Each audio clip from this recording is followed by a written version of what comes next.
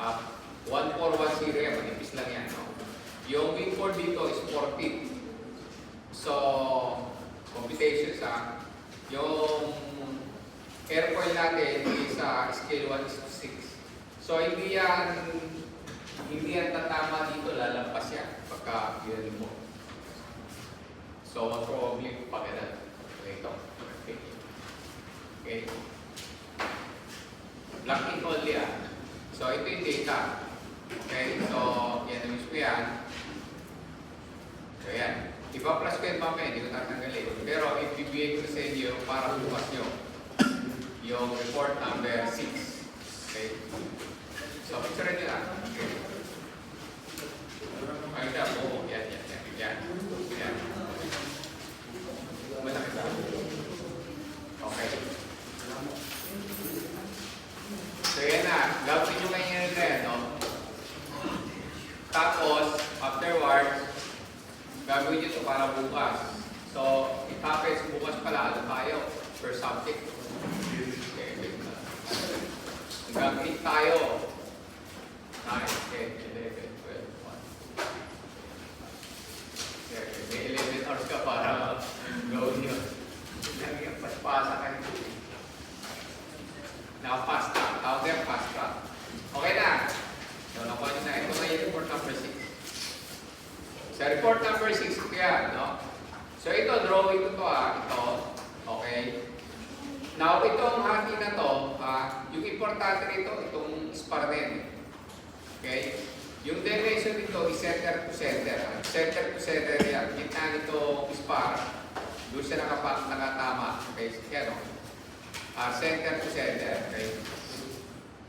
Now ito, from wingtip to wingtip, yan yung B or wingspan. Pag natin yan, siyempre, B over 2 yan.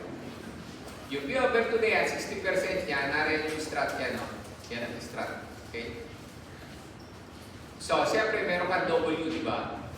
Di ba? Ang ibinigay sa akin na W nung report number 2, di ba? Diyan mo ilalagay yan. So, paglagay mo yan, idodrawin mo ngayon yung wing mo rito. Okay, ito yung wing mo. Idodrawin mo rito, tapos ilalagay mo yung W, ilalagay mo lahat yan. Then, of course, you will calculate the reaction forces dito sa A, B, at saka sa C. Huwag mo na akong tanongin kung gaano kalayo yung A sa C, kasi 30 degrees yan. No? Meron ka dito horizontal, 30 degrees, makuha mo itong opposite. Opposite, di ba? Makuha mo yan. Tangent, di ba? Opposite over adjacent. Okay. Then, calculate and show the shear and bending moment. Yan.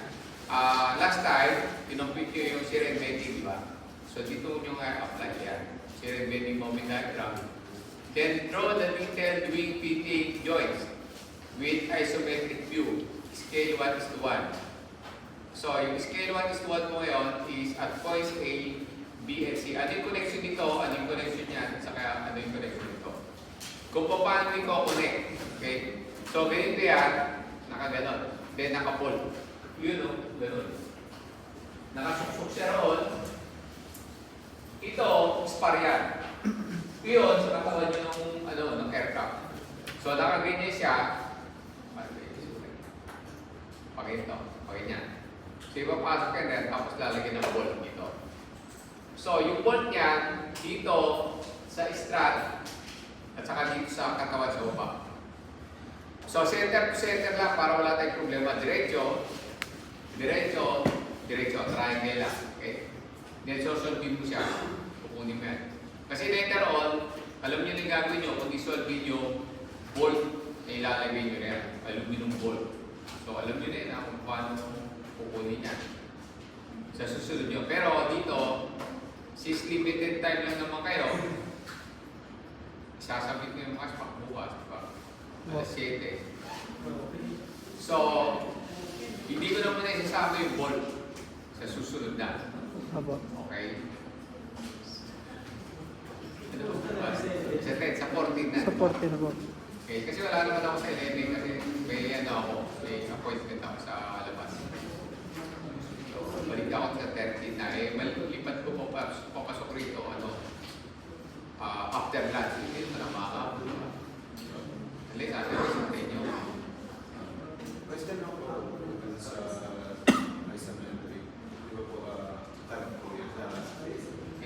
pwede na ano. Drawing. Oo. Ah, Mark. handwritten. Oo, pero gamitan mo ng roller at saka gamitan mo ng curve. Kasi sa panahon na ano eh, sa time na natitira eh, hindi mo pwedeng yan pa eh. Matatagalan mo lang. Kung natin pasarap, para... Ano yung kamay nyo na, di ba? Eh, ginuguitan ko, paano kunin eh. Oo, ginuguitan na, paano kunin. Tapos kurbada. Kasi isa-ses na kasi di kanto. Yan ang orderize, oh. Orderize, di ba? Siyempre, design mo nung pabilog. Bilog. Di mo nyo rin nag-design yun, nakagana. Di kanta, sige yun sa katawan, nakagana. Tapos nakasusok siya. Di kanto. Di kanto rin to, tapos pinag-gano. Siyempre, lagyan mo ng design, di ba? Yan, so ito para bukas ha. Parang ginagawin nyo na yan, kasi nag-config na kayo. Ito ngayon gagawin nyo. So, nariyan na yan. Then ako, mag-check ako na ito. Wala na ba? Lahat ilagay nyo na rito kasi pag nag-start ako, okay, sisinig-sinig yan.